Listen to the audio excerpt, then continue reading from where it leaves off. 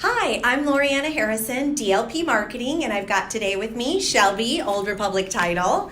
And today we really wanted to kind of shift gears and go in social media, but a little bit of a different direction. So LinkedIn, it's been around for a long time.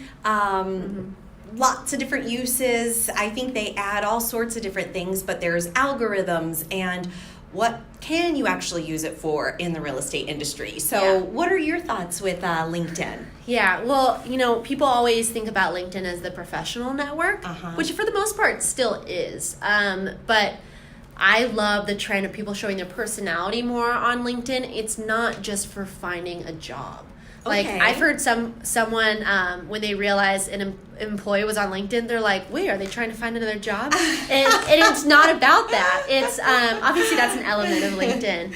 But it is so good for networking because it's set up for networking. Like Facebook, Instagram, a lot of that, the nature of it is connecting with your family and your friends.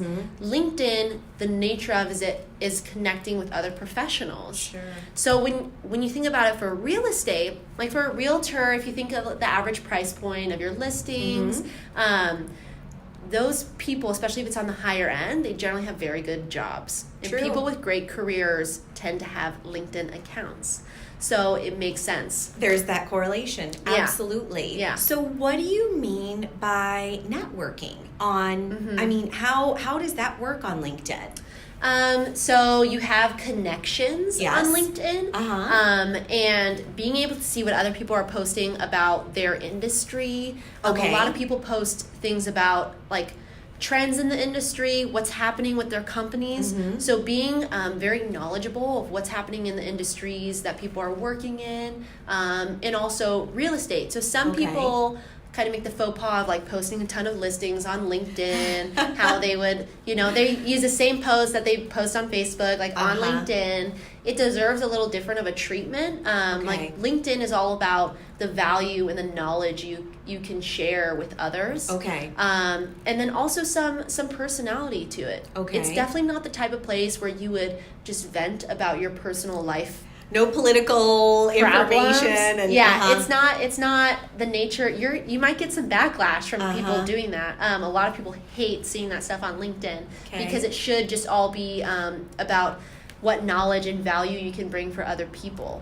So no listings, but knowledge and value. And so what are some specifics that you kind of coach people on there? So LinkedIn, I coach people on engaging with others on LinkedIn because the algorithm on LinkedIn is unlike Facebook, Instagram. It's crazy how it works. And it allows for content to spread much more virally. So if you have a similar audience size on Facebook and LinkedIn, and you post the same video at the same time, you're going to get way more views and probably likes and comments on your video on LinkedIn than you would Facebook. If they're the same similar size. Yeah, because of how the algorithm's set up.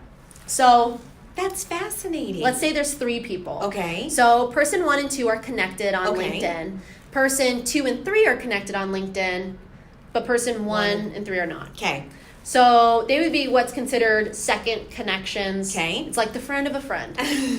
So person 1 posts a video.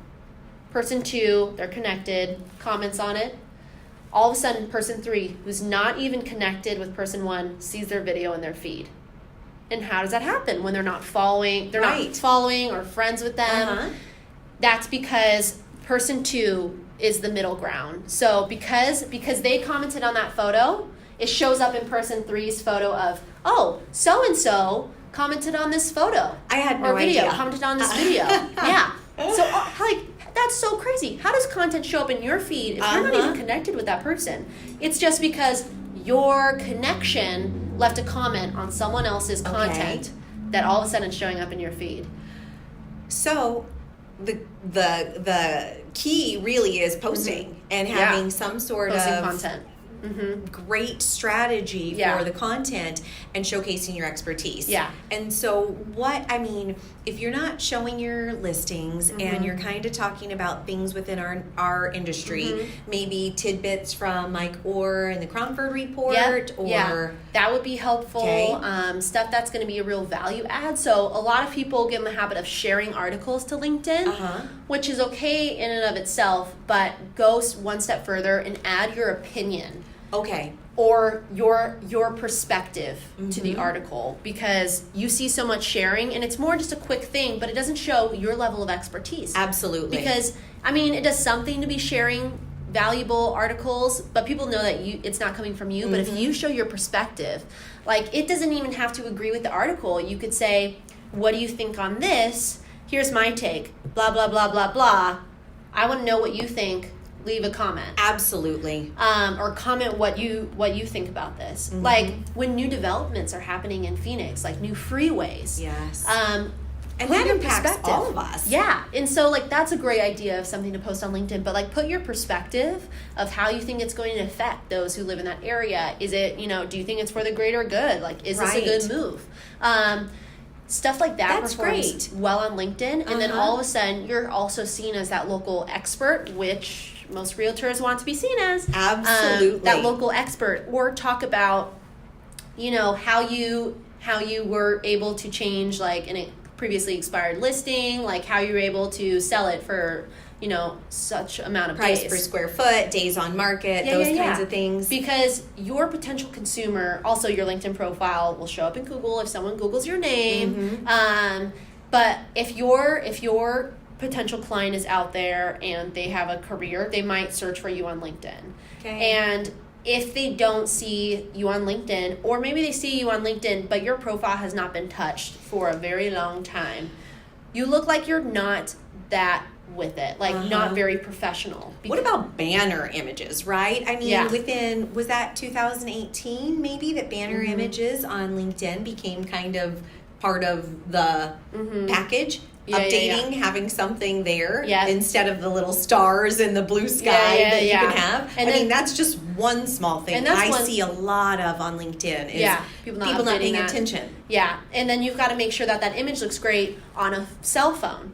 A lot of people are updating that on their desktop, but they're not paying attention to the dimensions of the mobile phone. That is so true. Yeah, and honestly, if you're going to pick one, pick mobile first, and then worry about how it looks on a desktop second.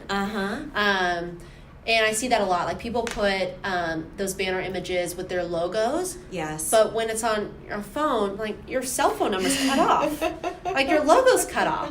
Yes. It doesn't look good. But if you want to really stand out, like, there's only so many things that you need to do as a realtor on LinkedIn to stand out from the crowd compared to other realtors. You got a couple of those? Yeah. Okay. One, banner image. Make sure that it's mobile optimized. I like that. Yeah. Post once a week. Okay. Even once a month, honestly, on LinkedIn. Of something that shows your expertise or opinion. Don't just share an article. I like that. And that's doable, right? Yeah. Anybody, including, all of us, we could post once a week or once a month to get recognized. Okay, so banner, image. Post at least once a month. Okay. Of something that shows your expertise or perspective. Okay. That differentiates you a little bit. 3, log on to LinkedIn once a week and and leave 5 comments. Okay. On people's stuff. Engage with others. Yeah, engage with others. Those are just 3 things, really easy to do. And here's the great part too is so say you find content that someone's posted that you really like or maybe you disagree with. Depending on what your comment is, that can showcase your expertise, that in of itself. Absolutely. Some people take the quick route of saying love this or agree with this, which is okay. But if your give an insight is going to be visible on a lot of accounts, especially how the algorithm is set up on LinkedIn. You might as well, if you're going to leave a comment, leave a really good comment that's thought out, that's insightful. It's like the opposite of some of the Instagram stories that we talk about, right? Yeah. This is this is premeditated. Let's showcase our knowledge. And so when I'm on LinkedIn and I see someone either do an insightful post that I think is well worded and I really appreciate the perspective, or I see someone leave a comment that I'm like, wow, that is like a really good point. I check out their profile, and you also get a notification of who checks out your profile, which is different than Facebook and Instagram. Then you check out their profile because you're interested, like, what is this person doing? And you just don't see many realtors taking the time on LinkedIn. But I think 2019 LinkedIn's gonna be a huge push because I feel like 2018 realtors were jumping on Instagram, like they realized that you could get business off of Instagram.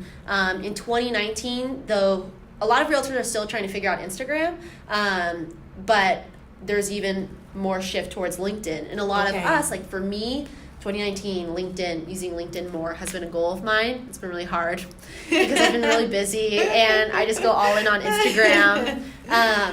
But LinkedIn is so great, and you can build a great community on LinkedIn too. There's a lot of great professionals out there from other industries that are willing to support you. Definitely, there's a lot of other professionals. I mean, just from our own industry, you've got mortgage professionals and your title and your fellow real estate agents that are out there. And I think that's really neat. There too. Absolutely. Kind of validating you as the professional that you are. Yeah. And I think that side of LinkedIn is really helpful. And all of a sudden, think of this. There's a lot of HR people on LinkedIn. If you're a realtor and you're engaging with people on LinkedIn, Relo. Or Relo, but also even just people, wanting to move within the valley. Like there are so many companies based in Phoenix, and when you're engaging with professionals from all industries, you open yourself up to, you never know. Let's say you leave an insightful comment on someone's stuff, and it just happens to be someone who works in a totally different industry, and all of a sudden they have a coworker that talks to them, and they're talking about moving, and then you're the first person that comes to their mind as a realtor. I like that. Do you know who this is? Because all of a sudden you've already built that relationship, that rapport, you've shown that credibility, and then they Google you and your Instagram also comes up, and they see that you're like just a great person all around. I mean, this is like, talk about full circle and having a good strategy, but LinkedIn is huge. There's so much opportunity there that people are leaving on the table because maybe they started in Facebook years ago and they refuse to give up on their Facebook ads and try anything else. They're like, this has worked for me in the past, even though there's diminishing returns. I'm going to keep just investing everything I have here. But like, you really need to start, when you have a business, you're actually running two businesses. The business you're in and the business you're going to become. And too many people are working on the first business, neglecting the second. And LinkedIn is the vehicle for the second. Yeah, LinkedIn is a great vehicle for the second, especially if you're a realtor that works a lot in those higher price points. I mean, there's so much opportunity there. It makes sense. I like that. And in just kind of wrapping up for today, I agree with you with LinkedIn. I think there is a lot of kind of untapped potential there that a lot of people aren't utilizing. So I think that's a big deal. Do you recommend people use the whole DM thing? I saw a comment just earlier today about DM on LinkedIn and how much business does that result in? So there's people that do the mass DMs. Yeah. Which is annoying. Contact me about, and they're so salesy. Intrusive. Correct. Very. Here's what's the worst part is so many times you get DMs from people that clearly didn't even take the time to read your profile. Like, this might not even be canned, but they're sending me messages. I'm like, you definitely didn't look at my profile because this does not fit me whatsoever. And I mean, it's just so lazy. I think there's a ton of business to be gained from utilizing DMs and direct messages. But using canned messages on DMs takes away the point. That's missing the point. The point of the DM is to be super personable. Yeah, there's nothing relationship building about that. Yep. And like, we know what you're doing. Like, just stop. Yes. You've got to, if you don't know how to start a DM, here's a tip. Look at their profile for a couple minutes. Send them a message about something that you really like on their profile. Something personal. And don't, who in their right mind just doesn't ask, right away in the first message, you have no relationship. They don't owe you anything. Like, no one owes you anything, but they really don't owe you anything. Like, they've never even talked to you. You don't deserve a response. If you're right out the get-go, let me know. You know, they've done so many studies, like in department stores. If someone approaches you and they immediately ask, can I help you with anything? You're less likely to tell them the truth versus if someone comes up and they compliment you on something. And then totally 100% wholeheartedly agree. Yeah. It just takes down the guard. Yeah, it takes down the guard. Just open and ready and you can be more responsive that way. Yeah. Agreed. Like, I'm that person where if I'm immediately approached, I'm like, no, sorry, not looking. And then I'm like, okay, where's this? Like, I'm looking. Yes. Right. So, yeah. A natural conversation. Yeah, and taking that psychology and just apply it to direct messages. Like, ultimately, don't even do the ask on the first message whatsoever. Build a relationship. Prove that you actually care about the person. And if they're a good person, they normally always ask you, how can I help you? Reciprocity. Yeah, you've helped me so much. Yes. What can I do for you? That's how you get the great community on LinkedIn and people that will vouch for you and support you no matter what. I like that. Well, thank you so much for the tips and tricks. Fascinating. At a minimum, we encourage you to go to your LinkedIn account, and if you haven't done so in 2018, update your banner. Just start there. Start with the one post maybe per month with your insights, and please give us